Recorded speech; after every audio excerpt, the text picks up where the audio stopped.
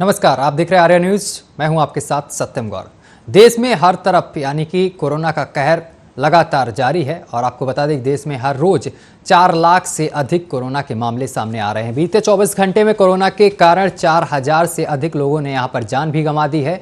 वहीं उत्तराखंड की अगर बात करें तो ये भी यहां पर भी कोरोना का कहर लगातार जारी है। आपको बता दें कि जहां उत्तराखंड में आपको बता दें कोरोना के अब तक के रिकॉर्ड मामले सामने आए हैं। पिछले 24 घंटे में कोरोना के 9642 नए मामले सामने आए हैं। वहीं 137 लोगों ने यहां पर मौत हुई है, जबकि प्रदेश में कोरोना के 67,000 से ज़्यादा एक्टिव केस है। बढ़ते कोरोना के आंकड़ों ने शासन और प्रशासन की नींद उड़ा कर रखी है। उत्तराखंड में लॉकडाउन को लेकर लगातार कयास जताए जा रहे हैं। आपको बता दें कि उत्तराखंड में पिछले ही महीने महाकुंभ का भी आयोजन किया गया था और इस दौरान देश भर में से लाखों श्रद्धालु उत्तराखंड कुंभ स्नान के लिए पहुंचे थे, जिसके बाद कुंभ से लगातार कोरोना के मामले दर्ज किए जाने लगे थे।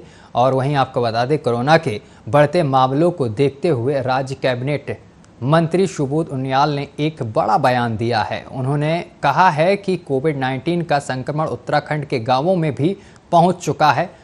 कोरोना कर्फ्यू के बावजूद जिला स्तर पर संक्रमण बढ़ रहा है, वो चिंताजनक का विषय भी है। तो आपको बता दें कि पूरे देश के साथ ही उत्तराखंड में कोरोना का कोहराम है।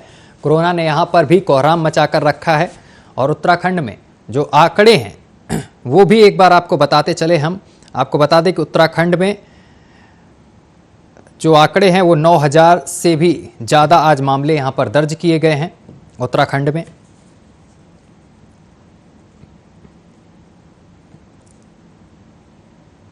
वहीं आपको बता दें कि 137 लोगों की इस दौरान मौत हुई है और आज 4725 लोग सही भी हुए हैं।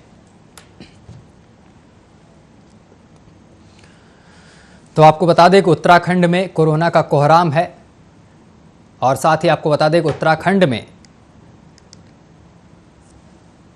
कुंभ स्नान के लिए जब लोग पहुंचे थे, श्रद्धालु पहुंचे थे, उसके बाद से कोरोना के आंकड़े में यहां पर इजाफा ज़्यादा देखा गया है। तो लगातार कोरोना के मामले बढ़ते जा रहे हैं उत्तराखंड में।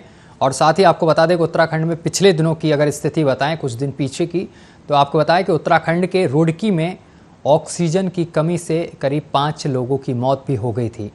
तो उत्तराखंड में लगातार ऑक्सीजन की कमी भी बरकरार है और दवाइयों की किल्लत है। और साथ ही आपको बता दें कि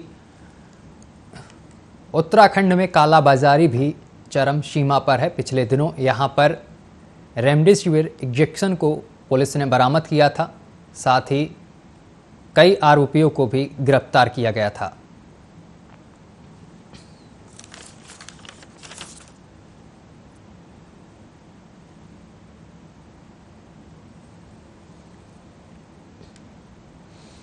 तो आपको बता दें कि लगातार कोरोना की केस बढ़ते जा रहे हैं। 6000 से अधिक मामले यहां पर सामने आए हैं। वहीं 137 लोगों की कोरोना के चलते मौत भी हुई है, जबकि प्रदेश में कोरोना के 67,000 से ज़्यादा एक्टिव केस हैं और बढ़ते कोरोना के आंकड़ों ने शासन और प्रशासन की नींदें भी उड़ा दी हैं।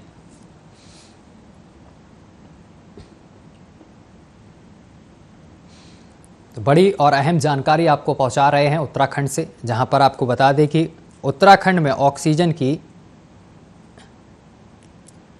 किल्लत है और साथ ही यहाँ पर केस भी बढ़ते जा रहे हैं। नाइट कर्फ्यू है और यहाँ पर आपको बता दें कि सरकार लोगों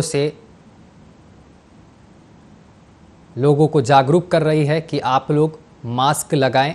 मास्क बेहद ज़रूरी है आप लोगों के लिए और घर से बेवजह बाहर बिल्कुल से ना निकलें और साथ ही सोशल डिस्टेंसिंग का भी ख्याल रखें, क्योंकि हमें मिलकर कोरोना को हराना है। इस कोरोना की चैन को हमें मिलकर तोड़ना है, क्योंकि लगातार कोरोना के आंकड़े बढ़ रहे हैं। अगर देश की बात की जाए तो आज 4 लाख से अधिक मामले दर्ज किए गए हैं। वहीं 4000 से अधिक लोगों की मौत हुई है और वहीं उत्तराखंड में भी 6000 से अधिक मामले दर्ज किए गए हैं। 137 लोगों की मौत हुई है और 4725 मरीज जो हैं वो डिस्चार्ज होकर घर गए हैं।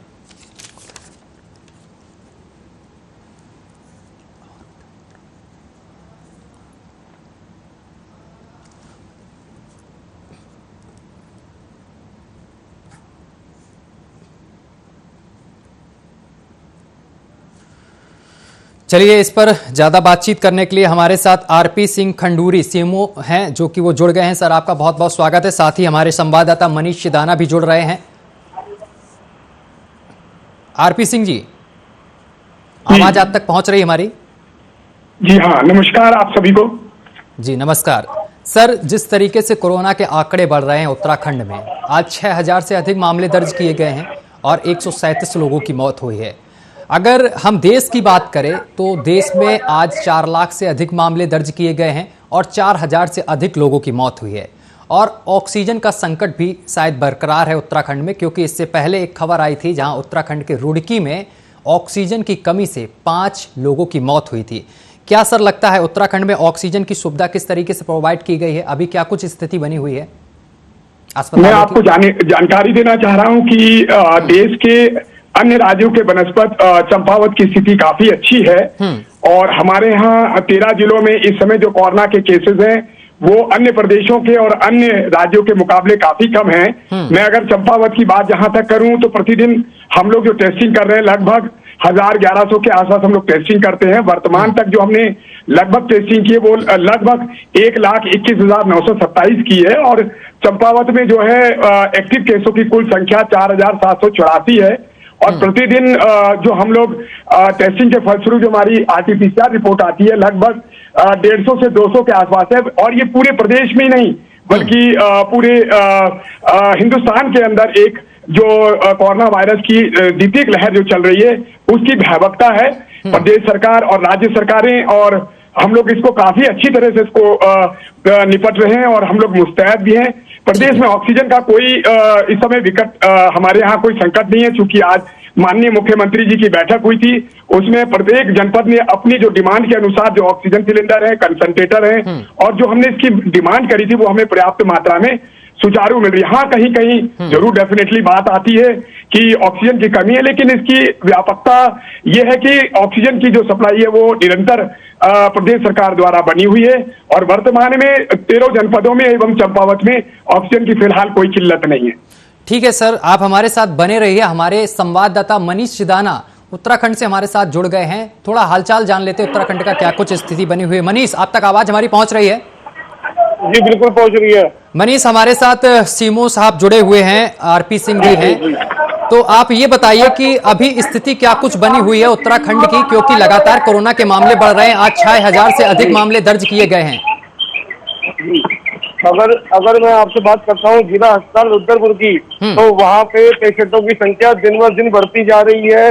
वहाँ पे पेशेंट्स को बेड नहीं मिल रहे हैं। और अगर बात मैं करूँ टीकाकरण की, तो सरकारी अस्पतालों में पर्याप्त मात्रा में वैक्सीन भी नहीं है अभी तक। ठीक है, आरपी सिंह जी आवाज पहुंच रही है आप तक? मैं आपको इसका समुचित जवाब देना चाहूंगा। केंद्र सरकार द्वारा हमें पिछले 2 दिन पहले 5 तारीख को 2 लाख डोजेज मिली हैं और हमें भी जिला चंपावत को लगभग 12,000 डोजेज हमें प्राप्त हुई थी और जो पहले की हमारी 3,330 डोजेज बची हुई थी। तो ये हमारे सेशन साइट चलाने के लिए पर्याप्त थी। हमारे जो सेशन साइट चल रहे हैं वो लगभग 30 सेशन साइट चल रहे हैं। प्रतिदिन हम लगभग 2 से 2,500 के आसपास प्रतिरक्षण कार्यक्रम कर रहे हैं, जहां 18 से 45 साल के लोगों का जो प्रतिरक्षण किया जाना है उन्हें स्वयं सेल्फ रजिस्ट्रेशन किया जाना है और उसके फलस्वरूप हम जो हमारी 30 चिन्हित इकाइयां हैं कोविड वैक्सीनेशन सेंटर पे उनको प्रतिरक्षण किया जाएगा। वर्तमान तक हम लोग 92% हम लोग हेल्थ केयर वर्कर और फ्रंट लाइन वर्कर का 94% हम टीकाकरण कार्यक्रम कर चुके हैं। वहीं सीनियर सिटीजन 45 साल से ऊपर एवं 60 साल से ऊपर का जो हमारा आंकड़ा है लगभग 56,820 के आसपास है, जो लगभग 52% के आसपास बैठता है। ठीक है सर, आप ये बताइए सर, जिस तरीके से कोरोना के आंकड़े बढ़ रहे हैं, अब कोरोना ने गांव में भी दस्तक दे दी है, तो ग्रामीण क्षेत्रों में जो लोग हैं कि कोरोना का दस्तक ग्रामीण स्तरों में हो गया है। लेकिन अगर हम माननीय मोदी जी हमारे जो प्रधान सेवक, अगर हम उनकी बात का शत अनुपालन करें, 2 गज की दूरी है जरूरी, मास्क है जरूरी, नित्य हाथ को धोएं, सैनिटाइजर से साफ करें और साबुन से धोएं, तो संभवतः हम कोविड की महामारी की द्वितीय लहर के संक्रमण से बच सकते हैं।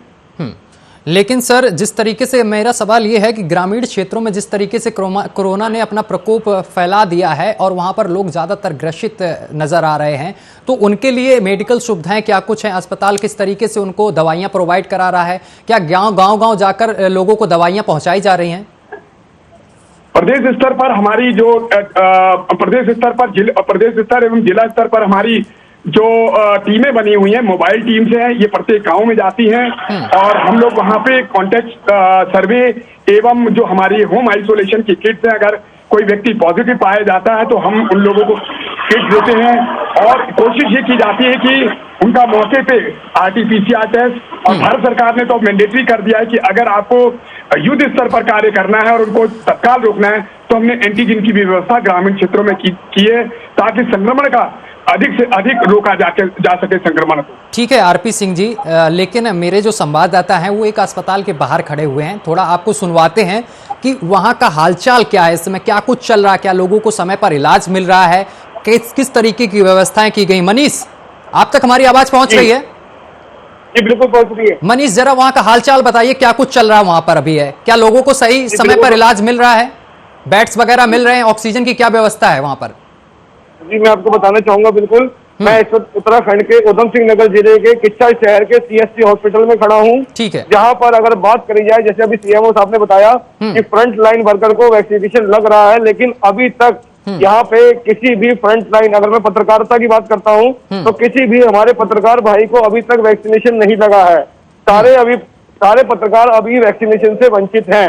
और अगर मैं 18 साल से 45 साल तक की बात करता हूं तो उनका भी रजिस्ट्रेशन तो हुआ है, लेकिन वैक्सीनेशन अभी ढंग से शुरू नहीं हुआ है। 45 साल से ऊपर के लोगों का तो वैक्सीनेशन हो रहा है, लेकिन 45 साल से नीचे का वैक्सीनेशन अभी इतनी पर्याप्त मात्रा में पीछे से यहाँ नहीं पहुंची है, जिस कारण से यहाँ का सामुदायिक अस्पताल देने में असमर्थ है। जी ठीक है मनीष, एक चीज और बताइए मुझे कि ऑक्सीजन जिस तरीके से वहां पर अभी रुड़की की एक मैंने खबर देखी थी, वहां पर ऑक्सीजन की कमी से 5 लोगों की मौत हुई थी, तो अभी वहां की स्थिति क्या है? स्थिति संभल गई है? ऑक्सीजन पर्याप्त मात्रा में मिल रहा है उत्तराखंड को, या अभी भी वैसी ही स्थिति बनी हुई है?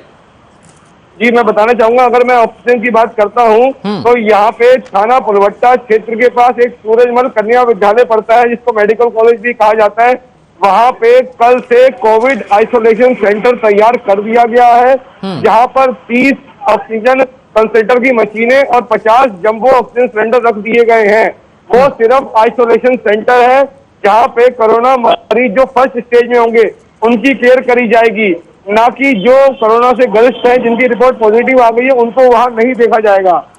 मनीष, एक चीज आपसे जानना चाह रहे हैं कि क्या लगता है जिस तरीके से अस्पताल काम कर रहे हैं, क्या डॉक्टर समय पर पहुंच रहे हैं? डॉक्टर्स तरफ से कोई लापरवाही बरती जा रही है क्या मरीजों को लेकर? नहीं, ऐसा नहीं कह सकते, डॉक्टरों की तरफ से कोई लापरवाही नहीं बरती जा रही। अगर डॉक्टरों को सुविधाएं मिलेंगी तो वो अपना कार्य करेंगे, जब उनके पास सुविधाएं नहीं होंगी तो वो कैसे कार्य करेंगे? वो शासन प्रशासन से मांग कर रहे हैं सुविधाओं की, शासन प्रशासन से डॉक्टर्स की मांग हो रही है। यहाँ पे अगर मैं CSC की बात करूँ तो यहाँ पे मेन मुख्य जो डॉक्टर जो है वो 2 डॉक्टर हैं, और ये क्षेत्र जो अगर मरीज ज्यादा आ जाए तो वो लोग भी क्या करेंगे? उनके पास शासन नहीं, उनके पास स्टाफ पर्याप्त मात्रा में नहीं होगा तो इलाज कैसे दे पाएंगे वो? ठीक है RP सिंह जी, ये जिस तरीके से हमारे रिपोर्टर ने जायजा लिया, एक जगह की तस्वीर आपको दिखाई है और बताया है कि डॉक्टर्स की कहीं कहीं किल्लत है, कमी है, क्या लगता है डॉक्टर्स की पर्याप्त मात्रा में कमी है? क्या आपको भी लगता है? देखिए मैं आपको बताऊं, आज माननीय मुख्यमंत्री की विस्तृत बैठक हुई थी और प्रत्येक शनिवार को माननीय मुख्यमंत्री जी और हमारे जो चीफ सेक्रेटरी साहब है वो बैठक लेते हैं, समस्त जिलाधिकारी, मुख्य चिकित्सा अधिकारी, संस्थानों का। तो ये सीएमओ को प्रदत्त अधिकार दे रखा है, जिलाधिकारी सीएमओ को, कि अगर उनके यहाँ मानव संसाधन की कमी है, ह्यूमन रिसोर्स की कमी है, या लॉजिस्टिक सप्लाई की कमी है, या औषधियों की कमी है, तो डिमांड कर सकते हैं और अपने स्तर से उनको प्रोक्योरमेंट कर सकते हैं। जहां तक मैं बताऊं कि इस समय प्रदेश के अंदर मानव संरचना की कोई कमी नहीं है। अभी शासन ने हमें लगभग 450 डॉक्टर दिए हैं, वहीं हमें स्टाफ नर्सेज दिए हैं और हमें फार्मासिस्ट भी दिए गए हैं। तो मैं ये कहना चाहूंगा, जहां तक रही औषधि की बात, औषधियों का भी प्रोक्योरमेंट हम नियमानुसार कर रहे हैं और शासन स्तर से भी समय समय जब हम मांग पत्र भेजते हैं तो हमें औषधियों का मिलता है। जहां तक रही लॉजिस्टिक इक्विपमेंट की, प्रोटेक्टिव गियर की, तो वो भी हमें समय समय पर अपने डिमांड के अनुसार मिल रही हैं। हाँ, ये जरूर है कहीं किसी भी जनपद में हो सकता है कहीं कमी बेसी हो सकती है, तो उनके मुख्य चिकित्सा अधिकारी स्तर पर या जिला अधिकारी महोदय के स्तर पर इसका निराकरण तत्काल कर लिया जाता है, ताकि किसी भी प्रकार से जो कोविड महामारी के संक्रमण की दूसरे दौर की लड़ाई लड़ने में कोई असावधानी या दिक्कत ना हो।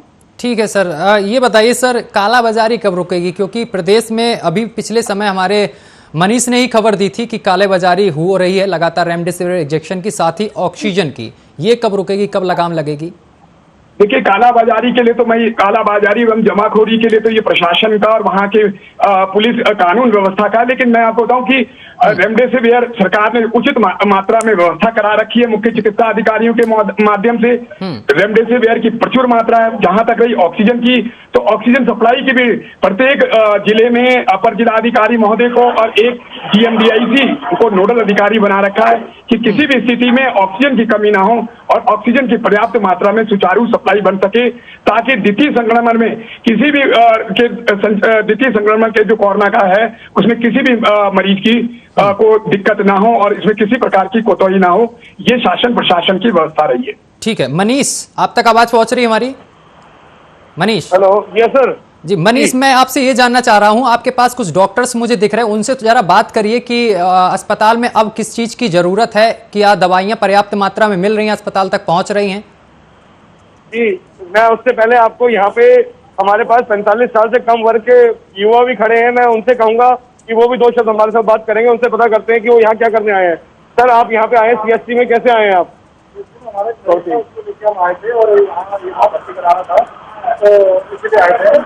नहीं, आपको वैक्सीनेशन हो चुका है आपका अभी तक?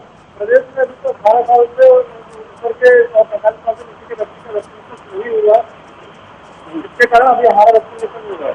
देखिए, इन्होंने अभी बताया कि पूरे प्रदेश की बात कर ली इन्होंने कहा कि 18 साल से 45 साल तक का अभी तक वैक्सीनेशन लगना शुरू नहीं हुआ है।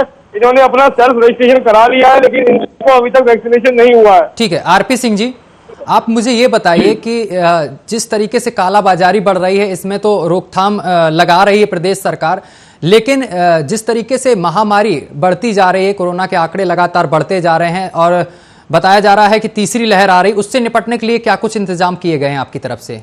देखिए, ये स्वाभाविक है। हम पहली जो लहर थी उससे हमने काफी कुछ सीखा और उन्हीं की तैयारियों की बुनियाद पर हम द्वितीय लहर को लड़ने में सक्षम हो पाए हैं।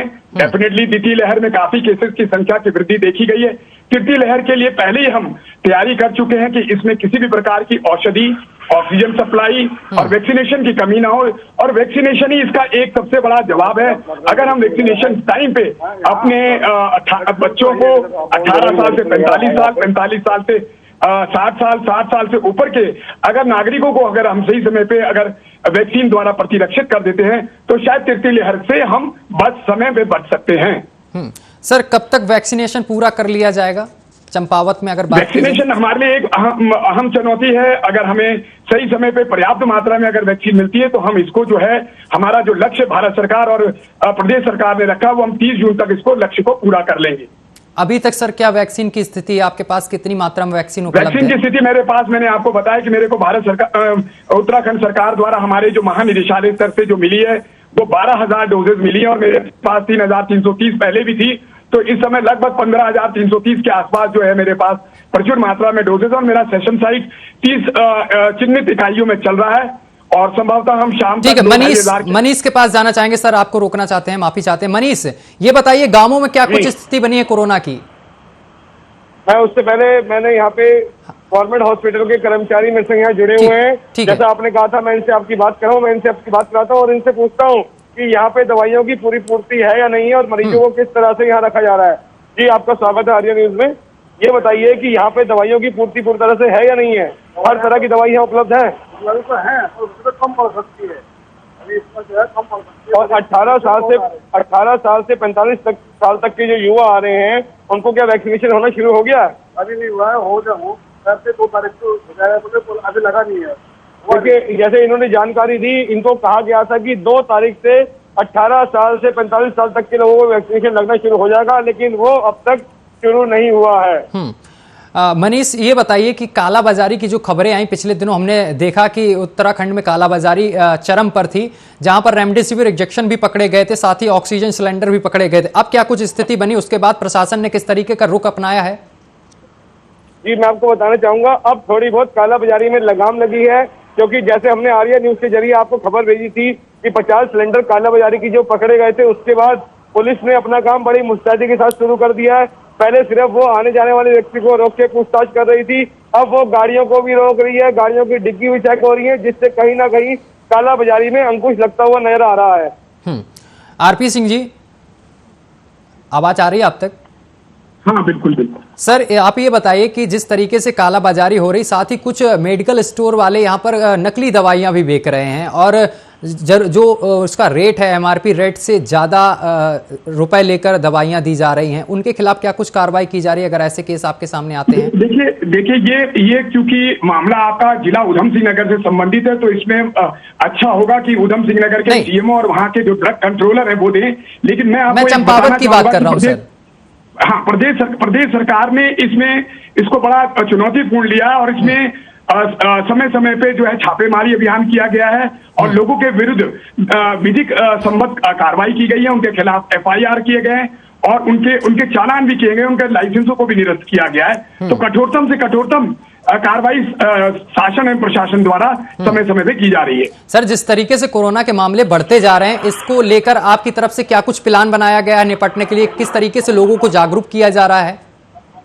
हमने बेसिकली हमारा जो था prevention is better than cure, हमारा मेन चीज है कि फोकस आईसीज एक्टिविटीज पर है और हमने न्याय पंचायत और ग्राम पंचायत लेवल तक हमने इसमें किया और हमने अपने निचले स्तर तक जो हमारी सबसे निचली इकाई है वहां पे आशा और एएनएम और हमारे हेल्थ केयर वर्करों के माध्यम से हमने जो है पूरी जो भी कोरोना से संबंधित प्रथम लेयर द्वितीय लेयर की जो भी हमारी भारत सरकार के द्वारा समय समय पर जारी गाइडलाइन है उसके अंतर्गत हमने आईसीज की एक्टिविटीज की। हमने नुक्कड़ नाटक, पैम्पलेट्स, इश्तिहार, पोस्टर्स, बैनर्स और माइकिंग और इस तरह के वाद विवाद प्रतियोगिता, कला प्रदर्शनी प्रतियोगिता, कई तरह की हमने खुली बैठक, चौपालें हमने ग्राम स्तर पे आयोजित किए हैं और यही एक सबसे बड़ा सशक्त माध्यम है जिसके माध्यम से हम जो है कोरोना पे विजय पा सकते हैं। साथ ही एप्रोप्रिएट कोविड बिहेवियर का पालन करते हुए हम इस पे विजय प्राप्त कर लेंगे। सर, जिस तरीके से गांवों में केस बढ़ रहे हैं, क्या लगता है सर, जिस तरीके से कुंभ हुआ, कुंभ के बाद कई जगह कोरोना विस्फोट हुए, मध्य प्रदेश के विदिशा में एक विस्फोट हुआ, कुंभ के बाद जो श्रद्धालु विदिशा गए वहां पर 60 का अगर चेकअप करा गया था तो उसमें माफ करिएगा 61 लोगों का चेकअप किया गया था जिसमें 60 लोग पॉजिटिव पाए गए। कुंभ के बाद क्या लगता है आपको कि कोरोना के आंकड़े बढ़े हैं? देखिए, ये संभवतः ये है कि कुंभ हमारा एक धार्मिक आस्था का एक जो मेला था वो अपनी जगह है। कुंभ को होना था, कुंभ को अपनी तरह से सन 2021 के अनुसार हमने चलाया, बड़ी हमने सख्ताई रखी और मेरा मानना है कि जो द्वितीय लहर है वो अपने आप में एक प्रचंड लहर है, उसके कारण जो है कोरोना के केसेस बढ़े हैं। सर, जिस तरीके से कोरोना के केसेस अब बढ़ रहे हैं उत्तराखंड में लगातार, उत्तराखंड की ही बात क्या करें, अगर हम देश की बात करें तो 4 लाख है, उत्तराखंड में 6000 से अधिक मामले सामने आए हैं। क्या लगता है इसके लिए जिम्मेदार कौन है आखिर?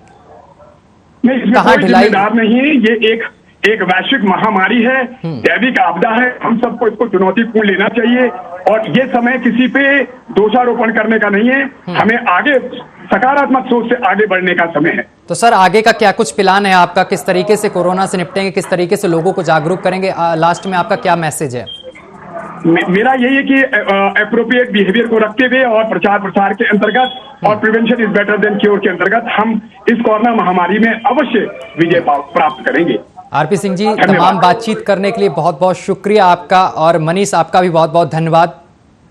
तो लगातार कोरोना के केसेस बढ़ रहे हैं, आरपी सिंह जी हमारे साथ जुड़े थे जिनसे हमने तमाम जानकारी ली, तमाम चीज़ों की बातचीत की कि क्या कुछ स्थिति बनी है ऑक्सीजन की वहाँ पर अस्पतालों में क्या कुछ स्थिति बनी है, वैक्सीनेशन को लेकर क्या कुछ प्लान किया गया है, कितने लोगों को वैक्सीन दी जा रही है और कोरोना से निपटने के लिए क्या कुछ उनका प्लान था, उन्होंने साफ तौर पर हम लोगों को बताया है। फिलहाल के लिए बुलेटिन में अभी के लिए बस इतना ही। देश दुनिया की तमाम खबरें देखने के लिए देखते रहिए आर्या न्यूज।